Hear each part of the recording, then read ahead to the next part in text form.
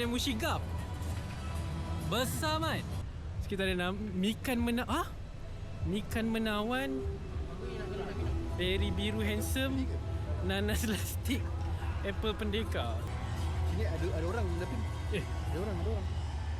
Bodoh, ada orang. Ada chopper. Hai. Makan lagi. Maklumat ramuan. Comel lah. Chopper. Peluang kat sini. Kau perangai Sanji Nami and why she's with the Straw Hat Crew, and also Zoro. Tak tahu kenapa aku excited dengan setup dia. Hai, Zoro dah settle. Now kita kena pergi yang second last, kurma import usuk. 2 jam lagi.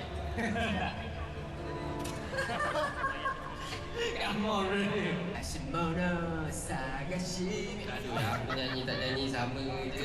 Kau buat? Dah tu tak payahlah buat. Dah.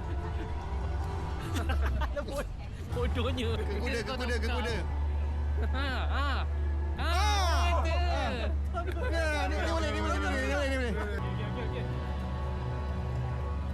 La ilaha illallah.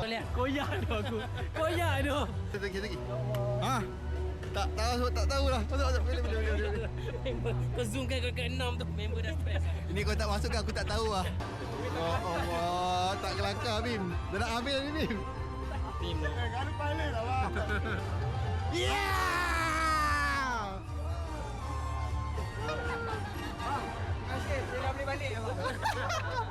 Ni benda, ya Allah, ini kena buat apa ni?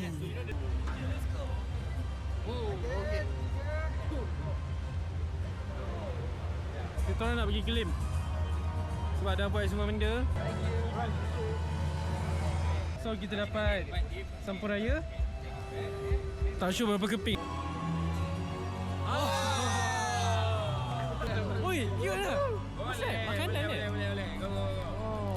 Tapi agak sedih sikit lah sebab aku dah 6 tahun 5 ke 6 tahun buat konten untuk One Piece, promote One Piece, promote live action. Bila tengok MC dia tadi macam jealous jugalah. I mean like, it should be me. Bukanlah aku jealous ke ataupun dengki ke apa, tapi aku teringin jugalah nak capai ke level yang macam tu, which is jadi MC ataupun jadi ahli ataupun orang yang dijemput untuk program One Piece. I mean like, aku tak salahkan orang lah, bukan nak salahkan Netflix ke apa, tapi ni tanda untuk aku kena usaha lebih lah untuk dikenali lagi sebagai seorang reviewer ataupun peminat nombor 1 One Piece kat Malaysia.